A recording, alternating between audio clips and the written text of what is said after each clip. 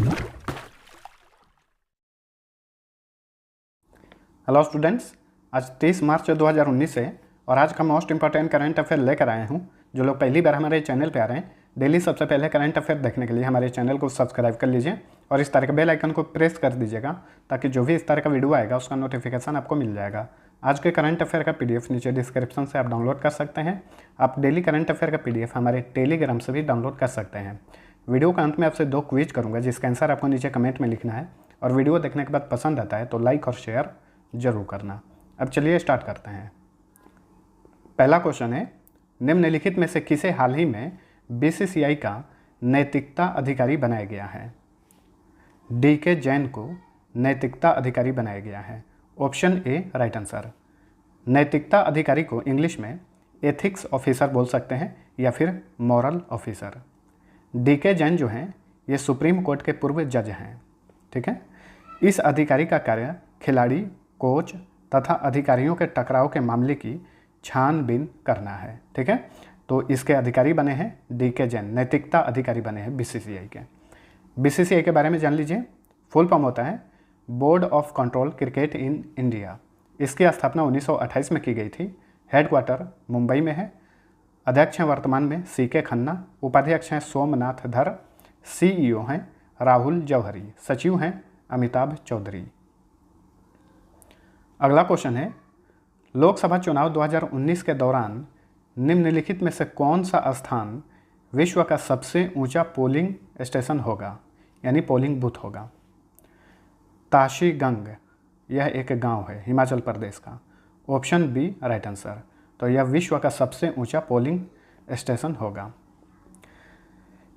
हिमाचल प्रदेश के लाहौल स्पीति जिले में ताशीगंग स्थित है। इस स्टेशन की समुद्र तल से ऊंचाई 15,256 फीट है।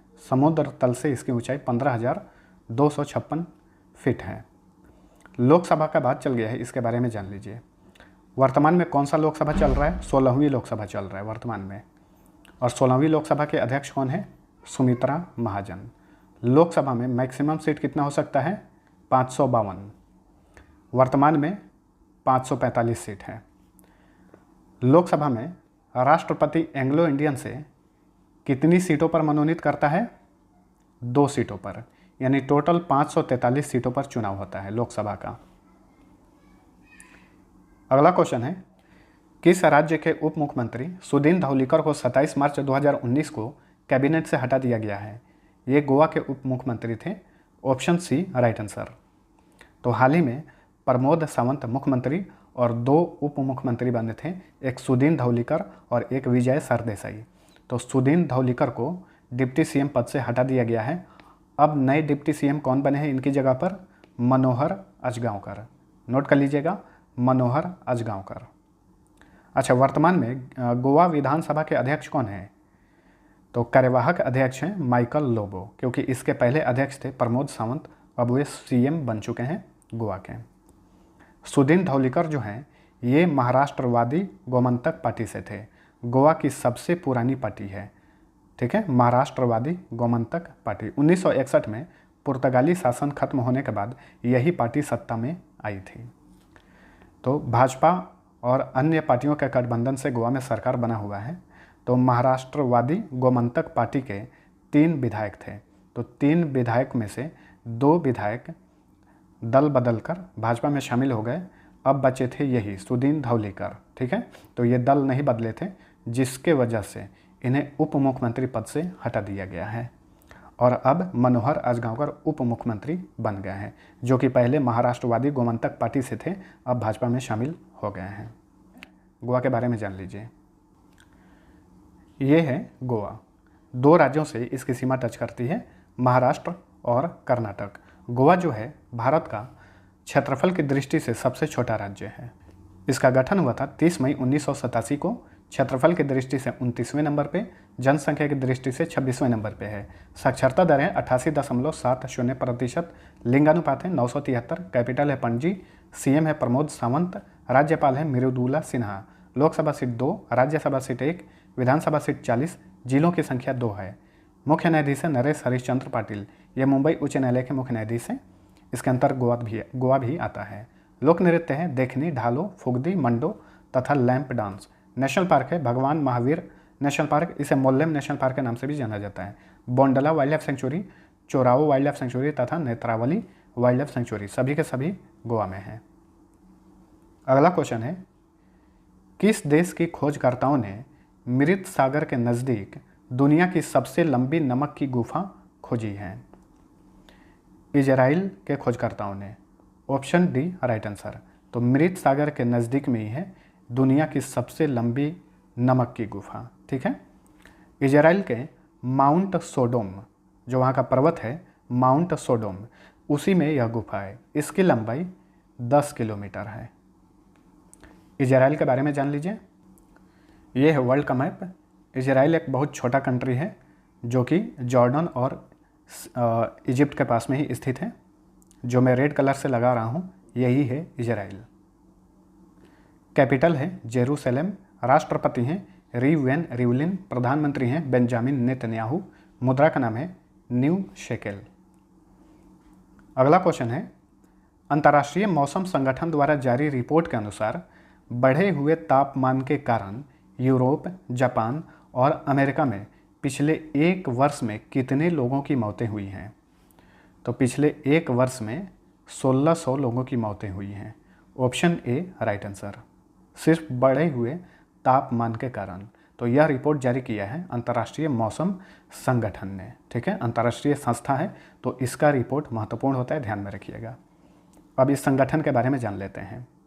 इंग्लिश में इसे वर्ल्ड मेटेरोलॉजिकल ऑर्गेनाइजेशन बोलेंगे। इसकी स्थापना 1950 में की गई थी। हेडक्वार्टर जेनेवा स्विट्जरलैंड में है। वर्तमान में इसके अध्यक्ष हैं डेविड ग्रिम्स। अगला क्वेश्चन है, किस भारतीय मोटर कंपनी ने 2018 में दुनिया में 10 लाख से अधिक गाड़ियां बेचने वाली भारत की पहली कंपनी बन गई है? Tata Motors. Option B right answer है इसका।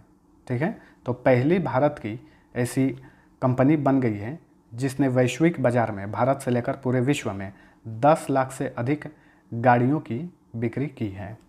इस तरह से अब टाटा मोटर्स दुनिया की 16वीं सबसे बड़ी लाइट व्हीकल मेकर कंपनी बन गई है।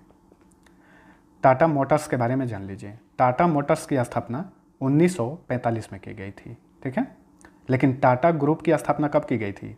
1868 में। टाटा मोटर्स का हेडक्वार्टर है मुंबई में। चेयरमैन है नटराजन चंद्रशेखरन। ये टाटा ग्रुप के भी चेयरमैन है। ठीक है, सीईओ हैं ग्वेंटर बटशेक टाटा मोटर्स के। अगला क्वेश्चन है, हाल ही में किस अंतर्राष्ट्रीय संस्था ने अपने सभी सदस्य राष्ट्रों में एक बार में इस्तेमाल होने वाली प्लास्टिक पर प्रतिबंध लगाने की घोषणा की है? तो यूरोपियन यूनियन ने इसकी घोषणा की है। यूरोपियन यूनियन में कुल 28 सदस्य देश हैं। तो इन्हीं देशों को एक बार इस्तेमाल कर फेंकने वाली प्लास्टिकों पर प्रतिबंध लगाने की घोषणा की है। अब यूरोपीय संघ के बारे में जान लीजिए। यूरोपीय संघ परिषद के अध्यक्ष कौन है? Donald tusk. यूरोपीय संघ संसद के अध्यक्ष कौन है? एंटोनियो तजानी। यूरोपीय संघ आयोग के अध्यक्ष कौन है? Gene Claude जंकर। सदस्य देशों की संख्या 28 है। अगला क्वेश्चन है, 2 अप्रैल से भारत और ऑस्ट्रेलिया के बीच ओसिनडेक्स 2019 नामक संयुक्त नौसैनिक अभ्यास के तीसरे संस्करण का आयोजन कहाँ किया जाएगा? इसका आयोजन आंध्र प्रदेश में किया जाएगा। आंध्र प्रदेश के विशाखापट्टनम में। ठीक है, 2 अप्रैल से लेकर 16 अप्रैल तक इस अभ्यास का आयोजन किया जाएगा और यह तीसरा संस्करण होगा, ये आपको ध्यान में रखना है। अब हम यहाँ पे आंध्र प्रदेश के बारे में जान लेते हैं। ये है आंध्र प्रदेश। 5 राज्यों से इसकी सीमा टच करती है: तमिलनाडु, कर्नाटक, तेलंगाना, छत्तीसगढ़ और ओडिशा। गठन हुआ था 1 अक्टूबर 1953 को। क्षेत्रफल की दृष्टि से 8वें नंबर पे, जनसंख्या की दृष्टि से 10वें नंबर पे है। साक्षरता दर है 67.02%। लिंगानुपात है 993। कैपिटल है अमरावती। मुख्यमंत्री हैं एन चंद्रबाबू नायडू। गवर्नर हैं ESL Narasimha. Lok Sabha seat 25, Rajya Sabha seat 11, विधानसभा सीट टोटल 176 है। एक सीट पर राज्यपाल मनोनीत करता है। विधान परिषद भी है जिसकी सीट की संख्या 58 है, जिलों की संख्या 13 है, मुख्य न्यायाधीश हैं जो कि एक्टिंग है छागरी प्रवीण कुमार, लोक नृत्य है कुचिपुड़ी, नेशनल पार्क है वेंकटेश्वरा नेशनल पार्क तथा पापीकोंडा नेशनल पार्क।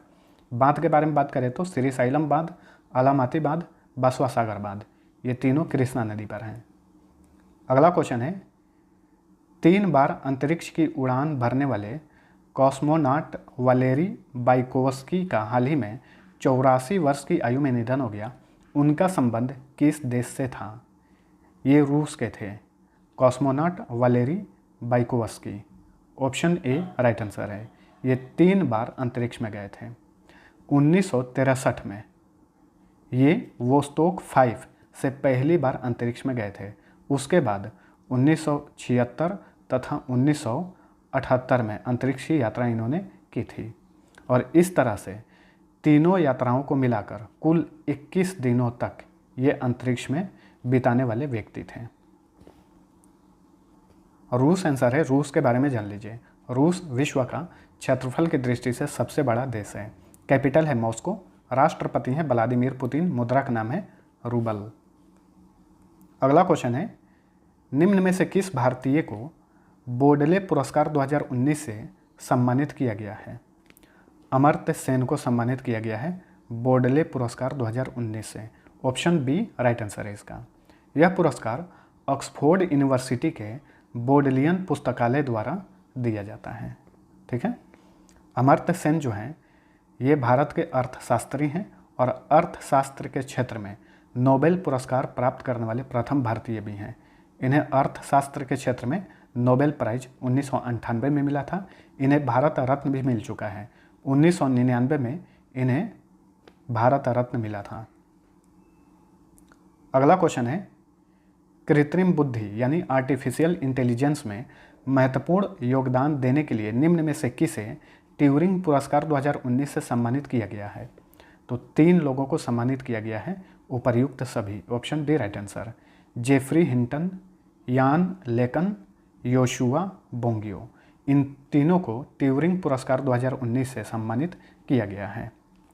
इस पुरस्कार को कंप्यूटर के क्षेत्र में दिया जाने वाला नोबेल पुरस्कार के रूप में जाना जाता है, ट्यूरिंग पुरस्कार को, जिसकी स्थापना 1966 में एसोसिएशन फॉर कंप्यूटिंग मशीनरीज द्वारा की गई थी।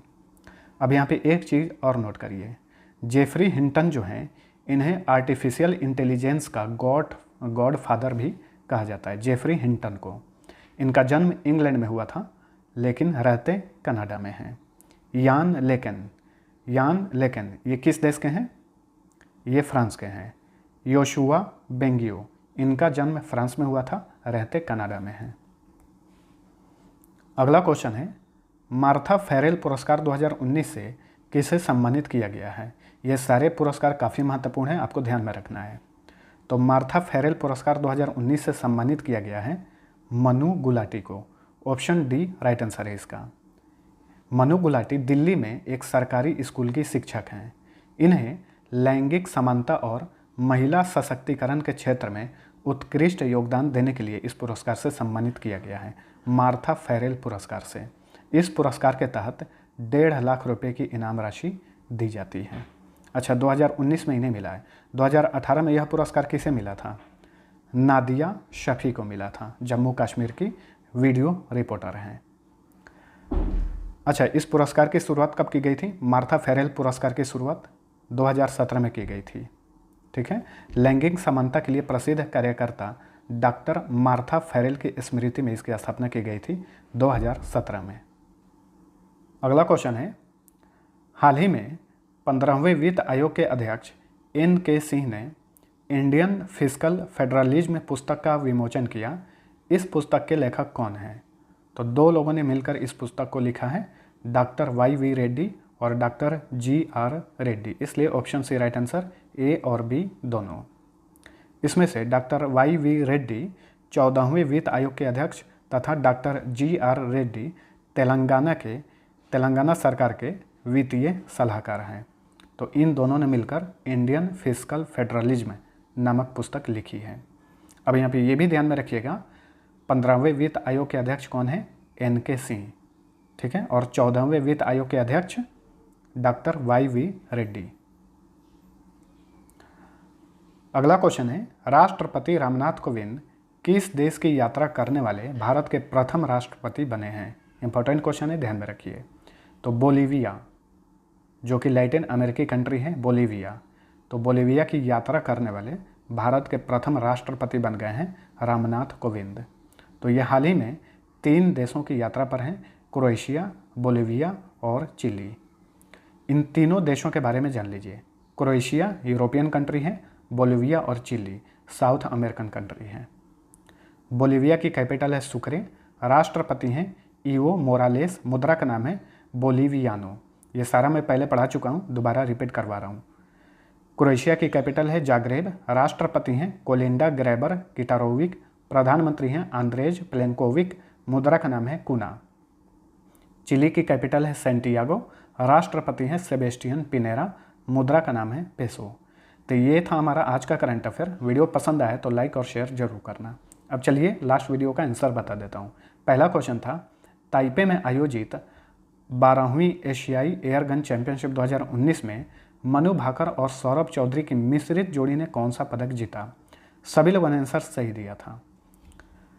इन लोगों ने 10 मीटर एयर पिस्टल स्पर्धा में स्वर्ण पदक जीता था।